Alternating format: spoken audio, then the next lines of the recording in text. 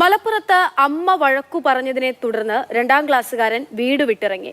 4 കിലോമീറ്ററോളം നടന്ന് ഫയർഫോഴ്സ് സ്റ്റേഷനിൽ എത്തി. പോലീസ് സ്റ്റേഷൻ എന്ന് കരുതിയാണ് കുട്ടി ഫയർഫോഴ്സിന്റെ സ്റ്റേഷനിൽ എത്തിയത്.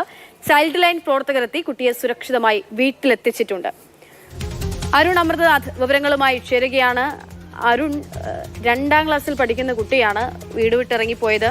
ഇത് എങ്ങനെ, എവിടെ വെച്ചാണ് കുട്ടിയെ കണ്ടെത്തുന്നത്? ഫയർഫോഴ്സ് സംസാരിച്ച് വീടിന്റെ കാര്യങ്ങളൊക്കെ പറയുകയായിരുന്നു. എന്തായിരുന്നു ഇതിന് മാത്രം പിണക്കം അമ്മയോട്?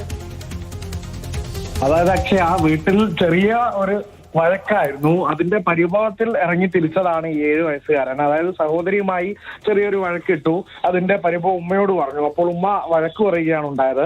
അതിന്റെ ഒരു പരിഭവത്തിൽ, ഒരു ദേഷ്യത്തിൽ വീട്ടിൽ നിന്ന് ഇറങ്ങുകയായിരുന്നു. ഞാൻ ഉമ്മയ്ക്കെതിരെ കേസ് കൊടുക്കുമെന്ന് പറഞ്ഞാണ് വീട്ടിൽ നിന്ന് ഇറങ്ങുന്നത്. അങ്ങനെ കാൽനടയായി നടന്ന് ഈ ഇരുമ്പുഴിയിൽ നിന്ന് മഞ്ചേരി വരെ 5 കിലോമീറ്ററോളം ദൂരമുണ്ട്. അങ്ങനെ നടന്നാണ് പോലീസ് സ്റ്റേഷൻ എന്ന് കരുതിയാണ് ഫയർ സ്റ്റേഷനിൽ എത്തുന്നത്. മലപ്പുറം മുണ്ടുപറമ്പുള്ള ഫയർ സ്റ്റേഷനാണ്. അവിടെ എത്തി ഇങ്ങനെ ഉമ്മ വീട്ടിൽ നിന്ന് ഇറക്കി വിട്ടു എന്നൊക്കെ ഫയർ ഉദ്യോഗസ്ഥരോട് പറഞ്ഞു. അതായത് അങ്ങനെ അറിയാതെ കയറിപ്പോയതല്ല, പോലീസ് സ്റ്റേഷനിൽ കയറി കരുതിയിട്ട് ഉമ്മയ്ക്കെതിരെ പരാതി നൽകാൻ വേണ്ടി കയറിയതാണല്ലേ ആ സ്റ്റേഷനിലേക്ക്?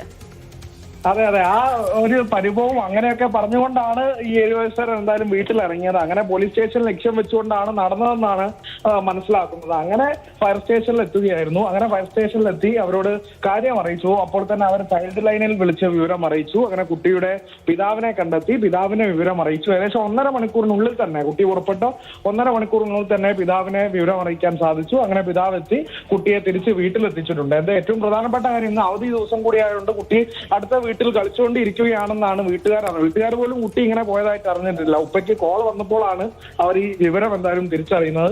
എന്തായാലും ആശ്വാസകരമായ ഒരു സംഭവമായി. അങ്ങനെ വീടിട്ട് ഇറങ്ങിയതാണ്, വീട്ടുകാർ പോലും അറിയാതെ അങ്ങനെ ഇറങ്ങിയാണ്. കൃത്യമായ സ്ഥലത്ത് തന്നെ 4 കിലോമീറ്റർ ദൂരം നടന്നാണ് പോവുകയും ചെയ്തത്. ഞാൻ അരുണിലേക്ക് എത്താം. നമുക്ക് അവിടെ ഫയർഫോഴ്സ് ഉദ്യോഗസ്ഥരുടെ ഒരു പ്രതികരണം കൂടി ലഭ്യമായിട്ടുണ്ട്. അത് കേട്ടിട്ട് ഞാൻ അരുണിലേക്ക് മടങ്ങി വരാം.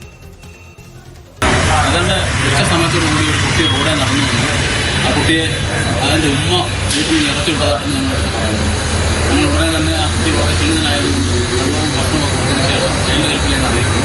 ചൈൽഡ് ഹെൽപ്പ് ലൈനിലെ പ്രവർത്തനം അതിനോടൊപ്പം തന്നെ ലോക്കൽ ഒരു അന്വേഷണം നടത്തി കുട്ടിയുടെ പിതാവിനെ കണ്ടെത്തുകയും കുട്ടിയുടെ പിതാവും ചൈൽഡ് ഹെൽപ്പ് ലൈനിലെ അംഗവും കണ്ടെത്തുകയും രണ്ടുപേരും കൂടെ ചേർന്ന് കുട്ടിയുമായിട്ട് വീട്ടിലേക്ക് പോകുന്നു. വീട്ടിലേക്ക് പോകും.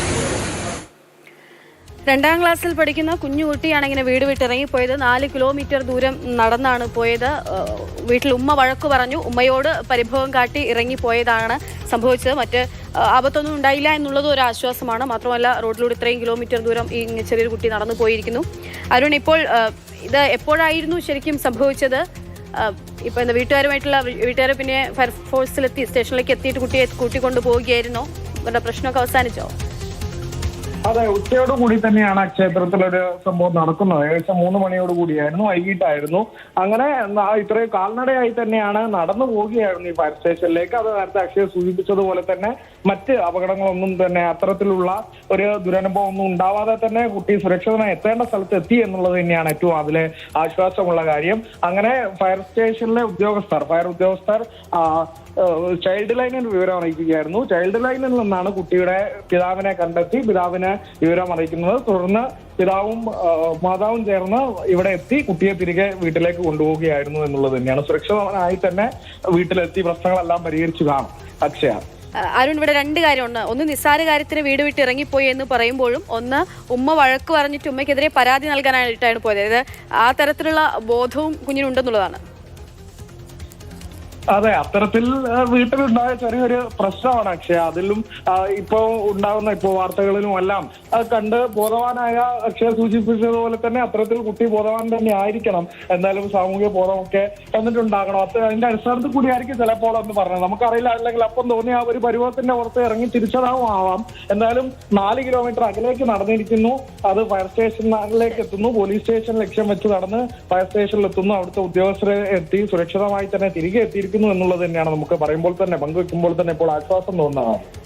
തീർച്ചയായും ആശ്വാസമുള്ള വാർത്ത തന്നെയാണ്. എന്തായാലും പോലീസ് സ്റ്റേഷൻ കരുതിയാണ് കുട്ടി ഫയർഫോഴ്സ് സ്റ്റേഷനിലേക്ക് കയറിപ്പോയത്. പിന്നീട് ഫയർഫോഴ്സ് ഉദ്യോഗസ്ഥർ തന്നെ നേരെ ചൈൽഡ് ലൈനെ വിളിക്കുകയും കുട്ടിയുടെ രക്ഷിതാക്കളെ വിളിക്കുകയും കുട്ടിയെ തിരികെ വീട്ടിലേക്ക് ഏൽപ്പിക്കുകയും ചെയ്തിരിക്കുന്നു. മലപ്പുറത്താണ് സംഭവം.